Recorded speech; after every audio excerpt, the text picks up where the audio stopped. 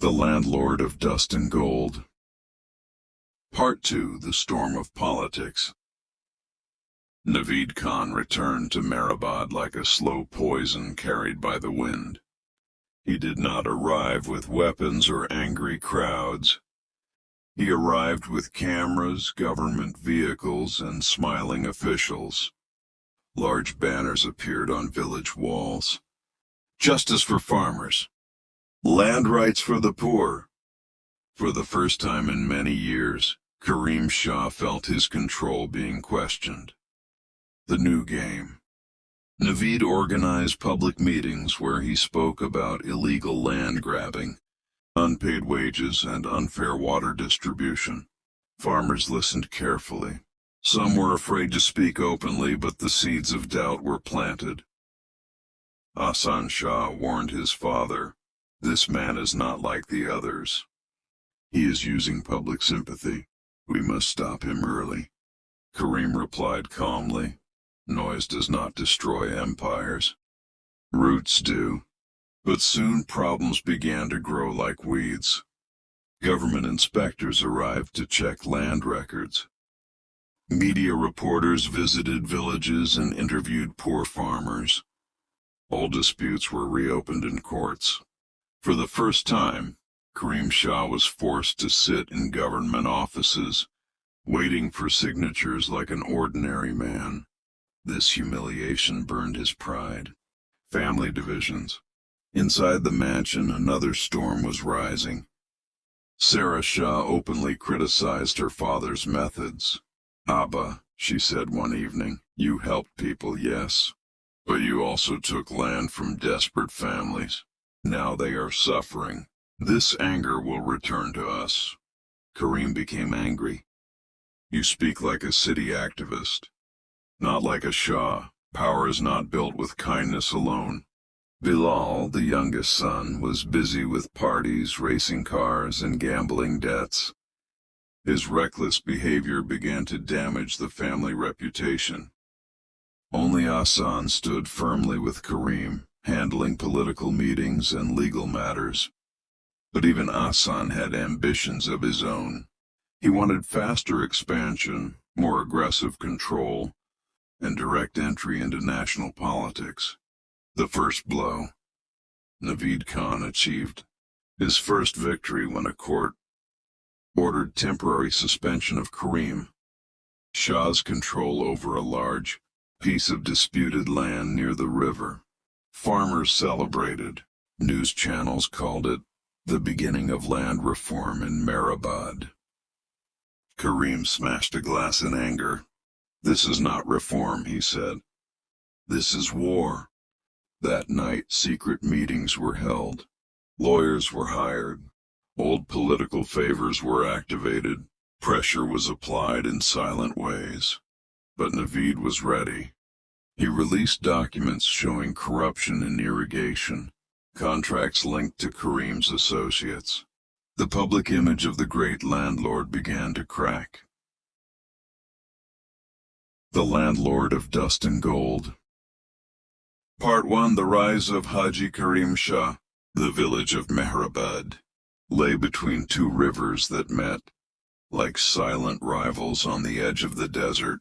One river brought life, the other carried destruction during floods. Yet both obeyed the same master, Haji Karim Shah, the greatest landlord the region had ever known. His mansion stood on a small hill, built of white stone and crowned with wide balconies. From there, Karim Shah could see his land stretching as far as the eye could travel. Golden wheat fields, cotton farms, mango orchards, and endless canals that shimmered under the sun. People said that if a bird started flying from one corner of his property, it would grow tired before reaching the other end. But Karim Shah had not always been a king of land. A poor beginning. He was born in a mud house at the edge of Mehrabad. His father, Rashid Shah, was a tenant farmer who worked on another man's land. Rashid died when Karim was only 12, leaving behind debt, a weak mother, and 2 younger sisters. The landlord of that time, Malik Ghulam Dastgir, was a cruel man. He took half of every harvest and still demanded extra payments. When Rashid Shah died, Malik tried to seize the family's small cattle and tools. That was the day Karim learned his first lesson of power. He stood in front of Malik's guards, barefoot with dust on his face, and said, "You can take our cow today, but one day I will take your land." The guards laughed. Malik laughed even louder. But Karim did not forget that humiliation, the fire of ambition. Instead of breaking, Karim worked harder. During the day he labored in the fields.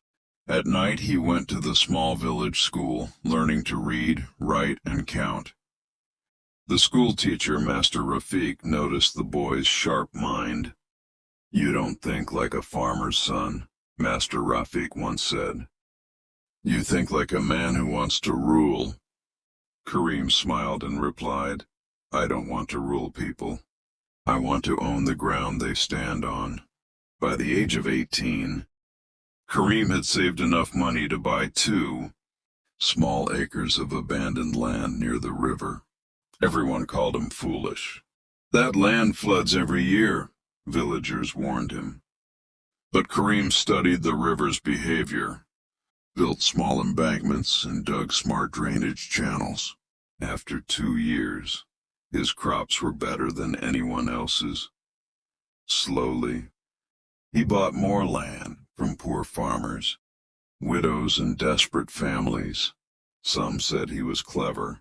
Others said he was heartless. Karim said nothing. He only counted his acres, marriage, and power. When Karim turned 25, he married Zainab Begum, the daughter of a declining noble family. Though her family had lost much of their wealth, they still carried social respect and political connections. This marriage changed everything. Through Zainab's relatives, Karim entered district politics. He learned how files moved in government offices, how land records could be adjusted, and how officials could be influenced. Within 10 years, Karim Shah became one of the largest landowners in Mehrabad. He bought Malik Ghulam Dastgir's property when the old landlord fell into debt. On the day Karim signed the papers, he visited Malik's old mansion. The same man who once laughed at him now sat weak and silent. Karim stood in front of him and said calmly, "You taught me something important, that power never stays with one family forever." Malik lowered his eyes. Karim walked out as the new master of Mehrabad, the king of the village. With land came influence. People now called him Haji Sahib, even before he had gone for Hajj. Farmers came to him for loans. Marriages needed his approval, and disputes were settled in his courtyard. Every morning, dozens of villagers stood outside his gate. A farmer asking for water access, a widow begging to save her son from prison, a trader seeking protection for his business. Karim listened carefully, spoke little, and decided everything. He built a mosque, a small hospital, and a school. To some he was a hero. To others he was a silent dictator who controlled lives with smiles instead of whips. His children grew up in luxury. Ahsan Shah, his eldest son, educated in the city, ambitious and proud. Sarah Shah, his daughter, intelligent and sensitive to injustice. Bilal Shah, the youngest, spoiled and careless. Karim believed the future of his empire depended on Ahsan. "You will inherit land," Karim told him. "But more importantly, you will inherit fear and respect. Never let either disappear." The hidden enemy. Despite his power, Karim Shah had enemies. One of them was Naveed Khan, a former friend who had helped Karim in early business.